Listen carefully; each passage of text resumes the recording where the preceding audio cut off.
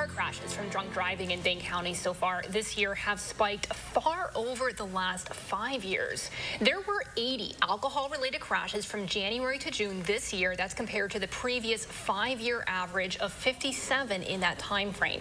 I'm now joined by Cheryl Wittke, Executive Director for Safe Communities of Madison, Dane County. Thanks for coming in this morning. My pleasure. Thanks for having us.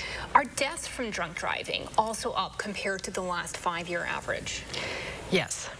And really, it's an alarming trend that we're seeing. And what's sort of disheartening about it is we had a long stretch where we saw reductions in alcohol-related drunk driving generally.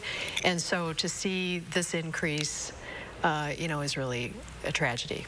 Why do you think now? Why this year in 2022 after, as you mentioned, we were low for a while? Yeah, well, I think we're speculating, but we think it probably has something to do with the fact that there's just more drinking going on, and that really spiked during the pandemic.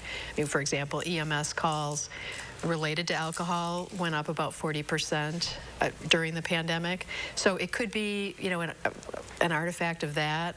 And I think we probably just need to step back and revisit our education and our approach to how we address the issue.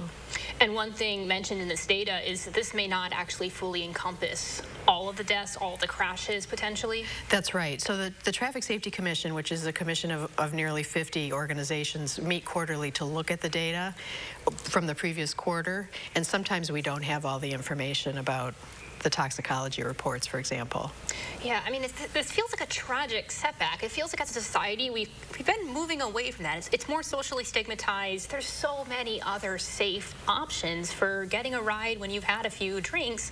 Why do you, I guess not why, but it does feel like a bit of a setback, does it not? It does, and I think it's also it is part of our culture in Wisconsin. We lead the nation in binge drinking, and I think part of what we're trying to do here with the Traffic Safety Commission is look at the underlying issues and causes and then address those. And not to bring politics into this, but I feel like we can't have this type of conversation in Wisconsin without also mentioning Wisconsin is the only state where drunk driving is not a felony until the 4th offense. I mean, what factor does that play here? Well, most of the OWI crashes that we see are from people who've never even had their first OWI offense. And so we have to get at those folks. And then we also have to look at sort of treatment options. If somebody has, 3, 4, 5 OWIs, there's not a lot that the law is going to do. We have to deal with the underlying addiction that's there and figure out ways that we can address this instead of trying to arrest our way out of the problem. This is a dark topic for a Sunday morning. What are the ways to get out of this, right? What are the options available? Where do we go from here? I think really looking at what are the alternatives and sort of planning. If you're going to drink, how are you going to get home safely? As hosts, making sure that we are also keeping an eye on our guests. And I think we just have to sort of step back and say, what's the problem here and how can we address it?